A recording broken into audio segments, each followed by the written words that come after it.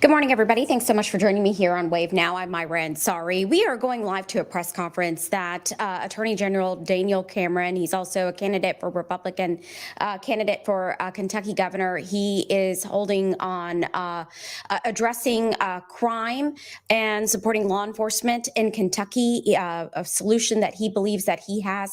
Let's listen in. Community for joining me today. These individuals are true heroes for the work that they do to keep us safe. Public safety is the first responsibility of the government. We don't have streets that are safe. Our economy and our schools suffer.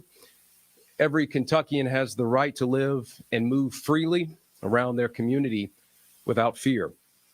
Andy Beshear has failed in this obligation to support the men and women of law enforcement and has failed to protect our citizens. Between 2020 and now, cities across the country have been transformed by a liberal agenda that places the protection of criminals ahead of the safety of honest, hardworking citizens. Cities have been staging grounds for liberal experiments that sought to blame society for the heinous actions of individuals. Few places have suffered more than Kentucky and our largest cities.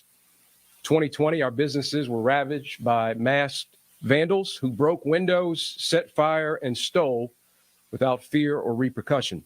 The damage that was done is still visible in the boarded up windows, graffitied walls, and vacant buildings that still dot our downtown years later. All the while, drug cartels continue to push more and more poison into the streets, frequently disguising deadly fentanyl with other substances, leaving bodies in their wake. Now, while Andy Beshear runs around the state saying that he's tough on crime, you and I know the facts. Nationally, rural America experienced 25% increase in homicides in 2020. And here in Kentucky, rural counties have seen a 68.5% increase in homicides. From 2019 to 2021, carjackings in Louisville increased by more than 200%. Louisville has experienced a historic high of murders for 3 years in a row. And under Andy Beshear's watch, Louisville has outpaced Chicago and Philadelphia's murder rates. What Andy Beshear has done in the face of these problems is little. He's been ineffective. He's been silent. He's made our crime problem even worse. Now, where people were rioting in 2020 and looting, he downplayed criminal activity. And while he was locking down our schools, he was unlocking our jails. In his first year in office, Andy Beshear released 1,700 criminals from jail. In just over a year, a third of the governor's getaways were charged with felonies. The job these guys have to do is hard enough without having a governor who opens the doors of the prisons and allows criminals to walk free. Under a Cameron administration, we will prioritize the safety of hardworking, law-abiding citizens again.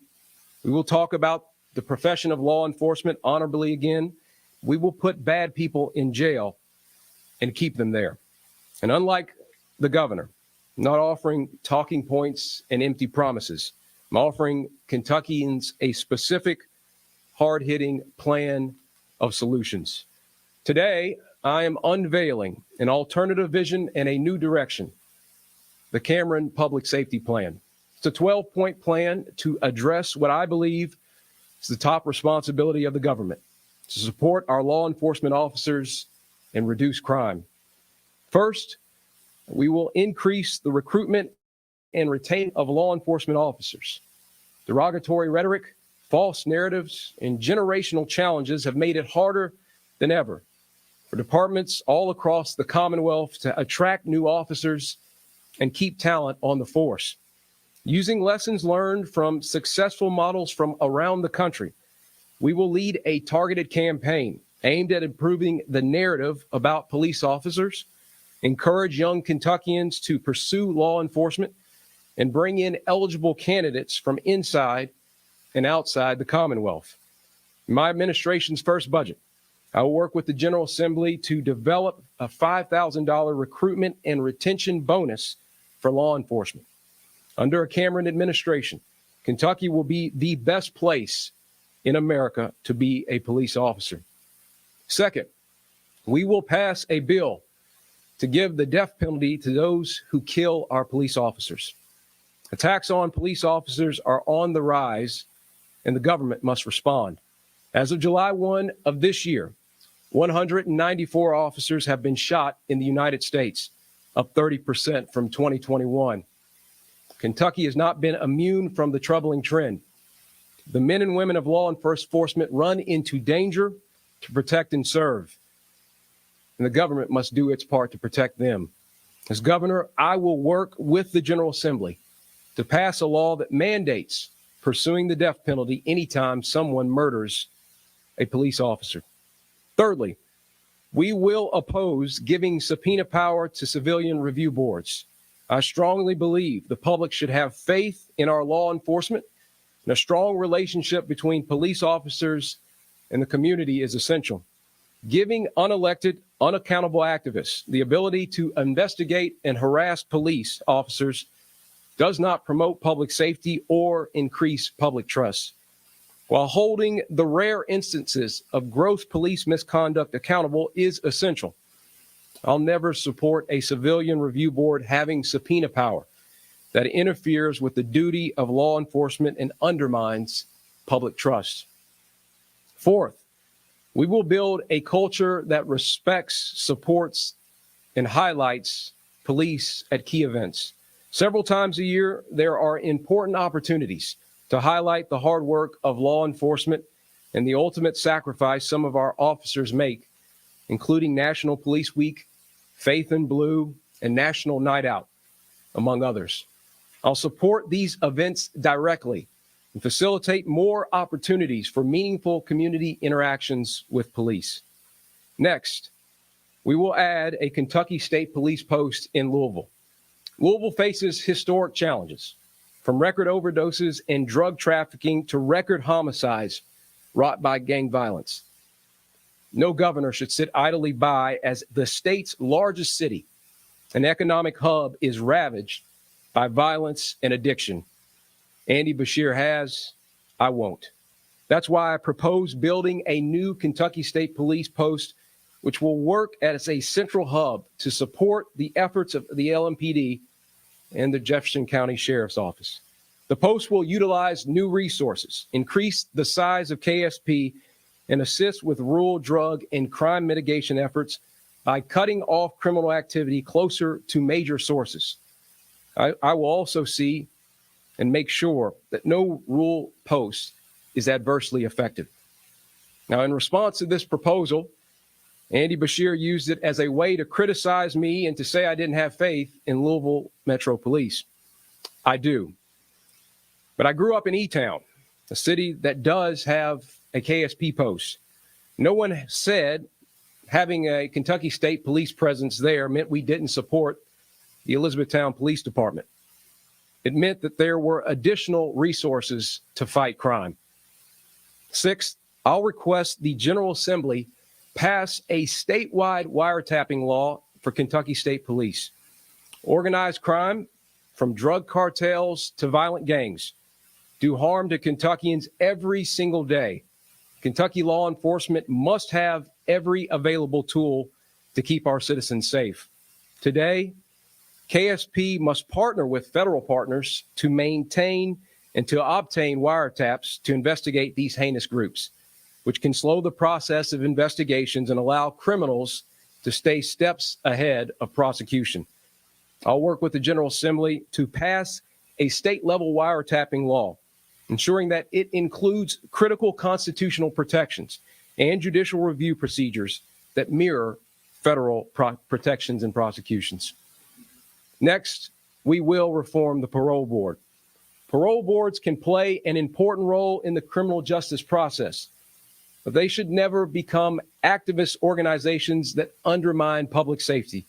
In recent years, the Kentucky Parole Board has attempted to release some of our state's most violent criminals. This is unacceptable. The Cameron administration will reform the parole board by working with the General Assembly to increase the vote threshold for release and allowing the governor to remove members at will.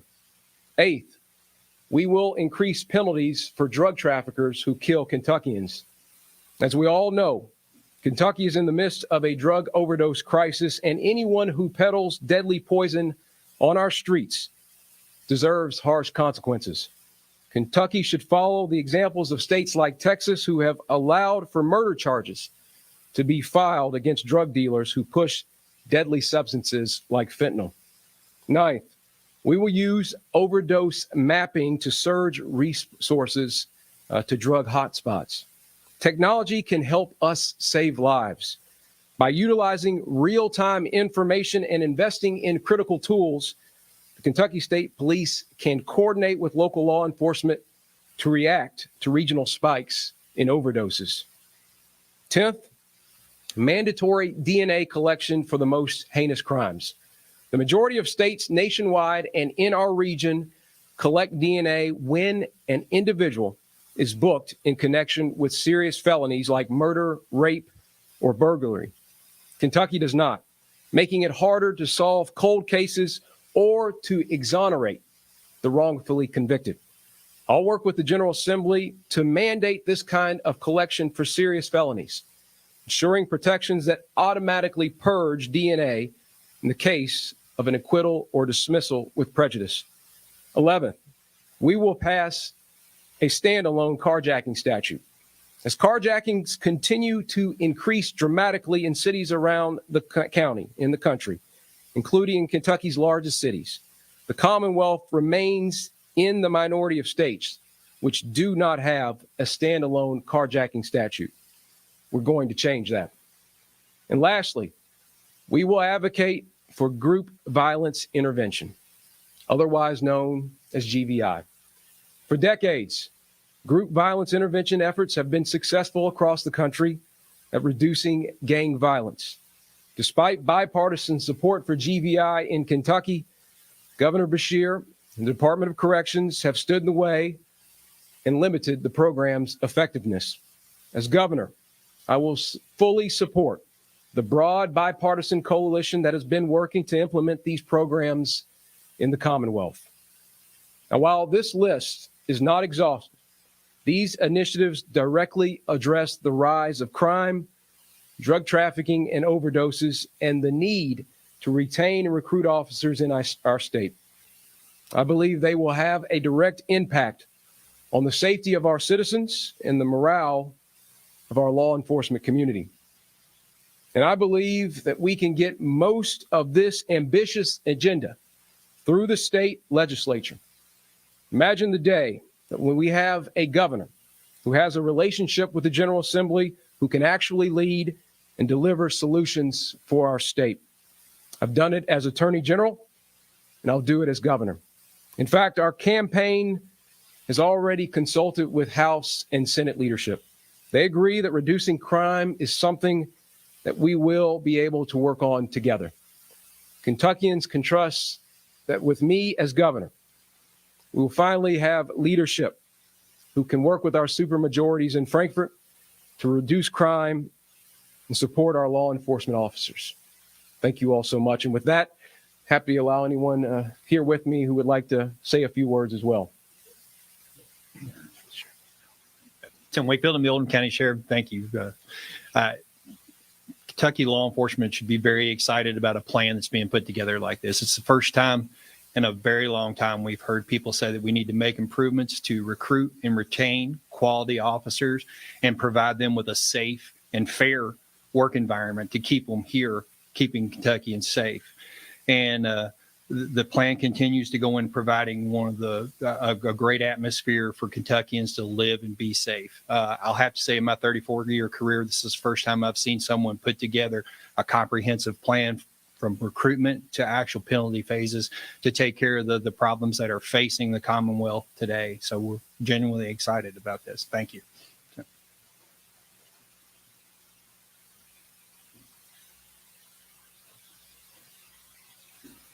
Well, thank you all so much again for covering this. And at this moment, we'll take any questions that you might have. The Civilian Review Board was created ideally as an independent body to investigate allegations of wrongdoing by police officers, but people say it's not really effective without subpoena powers. Do you think the civilian review board is a mistake and that it's not really doing what it's supposed to do? Well, look, whether it's a civilian review board or any organization that wants to be a part of a productive part and constructive part of conversations around law enforcement, I certainly applaud and support that. But we don't need a civilian review board that is going to be dead set on badgering and harassing the members of our law enforcement community. They already experience that daily. They don't get the respect and treatment that they deserve. And in my judgment, that has largely been the fact and been enabled by Andy Beshear, who is unwilling to stand up to the far left of his party and support the men and women of our law enforcement community. Do you support some kind of independent body that would have subpoena powers and other powers that are necessary to fully investigate allegations of wrongdoing by police officers? I think our judicial system is well equipped to be able to handle anything related to the subpoena power. I do not believe that civilian boards need to exist to harass and denigrate our law enforcement community. Can you provide any examples of a civilian review board harassing, denigrating, and, well, in other words, if you do against police officers? Can you provide some specific examples? Well, I think as a general matter, the judicial system exists currently to handle and address any issues related to accountability for our law enforcement community. And what I'll say is any commentary that exists as it relates to civilian review boards that would create a environment in which they have subpoena power to harass and to denigrate and to hurt our law enforcement community is not something I would be supportive of. But you cannot provide any examples of a civilian review board in Kentucky actually doing that? Well, that's why I'm running for governor, because with Andy Beshear in charge and with some of the far left that is trying to harass and denigrate our law enforcement community, if you don't have a governor that's willing to stand up and say no to the subpoena power, that could very well happen. The argument behind these civilian review boards, one of the arguments behind it was that it would actually promote public trust when there's public oversight with subpoena power. How do you feel like that undermines public trust? Well, look, if an independent organization wants to be engaged constructively in conversations with our law enforcement community, I wholeheartedly support that.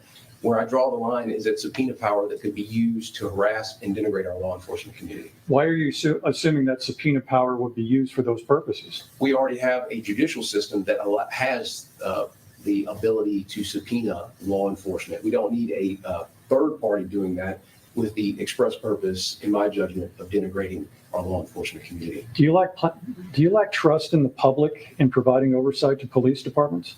Well, we have the public that is involved in the judicial system currently, and so they will continue to do that. Judicial system stands as a pillar of our society and will continue to be able to have that authority and power. There's a lot of issues with Louisville's jail. Right now, it's basically the state's largest mental health treatment center and substance abuse treatment center. What do you think can be done to improve that situation? Well, I certainly think, whether it's in Louisville or any of our communities, our jailers and our jails are under great weight. And I certainly understand that and want to work with our legislature to improve the conditions of our jails. And also, you bring up the mention of mental health and the challenges that exist there. We have to support and provide more funding for mental health as well. So I'll be looking to work with our General Assembly on that too. How would you envision a wiretapping process working, or how would it evolve? I mean, and how frequently do you think that would be accessed by law enforcement? Well, that would be a conversation that I'll engage with the General Assembly. Obviously, there's a lot of differing opinions and views on wiretapping. I want to engage in this thoughtfully in a way that makes sure that constitutional protections are in place so that folks don't feel like their rights are being disregarded or overstepped in any way. But that'll be a conversation that we will have with the General Assembly. It would have to be signed off on by a judge? In the context that exists now in the federal system, that is how it works. And I envision that a system would work like that here in Kentucky as well. Yes, sir. A couple of things in your plan relate to increased penalties. So death penalty for anyone who kills a police officer, increased penalties for traffickers who kill Kentuckians with the product they sell. Are those plans backed up by any kind of like research that indicates these reduce those kinds of offenses or deter future crime? Tessa, I appreciate that question. You probably follow, we've had these Operation Fight Fentanyl forums across the state. And I was in Whitley County, actually, in Corbin. This was probably 3 months ago. And the Commonwealth's attorney in that area mentioned to me the fact that as a deterrent and another tool in the toolbox to fight the overwhelming amount of fentanyl and opioids that are coming into this state illegally. This is a tool that allows us to more effectively fight this and to protect our people. And so this is certainly something that will be another tool. Look, we've got to treat this like the substance and the harm and the poison that it is. And we've got to send a very strong message that it's not welcome here, and that anybody that is peddling in it is going to face dire consequences. Do you support Mayor Greenberg's appeal to the legislature to give the city more flexibility in making its own rules and own way in terms of gun violence? Well, what I support, look, let me back up and say that, I obviously don't support gun control. And I think part of what Mayor Greenberg and others are doing is responding to a tragedy that occurred here in Louisville. And my heart goes out. And, I was down there that day after and talked to a lot of folks in the law enforcement community. But I don't support gun control. And I know Andy Beshear and Mayor Greenberg might very well have that position. What I have offered is if we are serious about addressing the challenge of violent crime in this county and in the city, then we need to put a Kentucky State Police post here in our largest county. It's something that is beyond me that it has not occurred yet. And yet Andy Beshear sits by and says absolutely nothing. And the FOP, in fact, has said that they would appreciate and would like the help. And I think we need to give it to them. And so I'm going to work hard and work with our legislature because I have the relationships. I'll make sure that gets done here in the city. Can you describe just a little bit more about what KSP would do in Louisville? Well, they would help with, they would be a collaborating force with LMPD to fight the violent crime and the drug issues that we have here in Jefferson County. What would they bring to the table? Just more manpower or? Well, absolutely. So the FOP recently said because Louisville is down sworn officers, the fact that there would be more KSP individuals and officers here is a bonus and a benefit. Again, it would be a force multiplier to have more officers and more KSP individuals here in the community to fight violent crime. Again, in my judgment, I cannot imagine why we do not have Kentucky State Police Post in our largest city. This is something that we could have already done. We have time for one more question. How much would it cost to add a state police post in Louisville, and how would you fund that? Well, so let me step back and say, so we have sort of a retention and recruitment program as well, which, I'm hopeful that would give law enforcement officers $5,000 bonus to stay on or to come on in a law enforcement position. So I look at that, and I think there's roughly 12,000 officers or so in Kentucky. That would get us at roughly $65 million. I'm going to have a conversation with our legislature. Let me start there. We have a rainy day fund, and I can't imagine many scenarios in which the rainy day fund would be used. But law enforcement, hazardous duty, folks that are fighting tooth and nail to keep and protect our communities, I think we can work with our legislature and perhaps the rainy day fund to make sure that we're able to pay for the bonuses and also the Kentucky State Police Post. Thank you all. All right. Thank you all so much. I appreciate it. All right, you just heard Daniel Cameron kind of address his plan to reduce crime and support law enforcement in our community. During this press conference, you probably heard Wave News reporter David Mattingly asking some questions. He's going to have much more on this story for us coming up on Wave News at 5 and 6 o'clock. I'm Myra Ansari. Have a great day.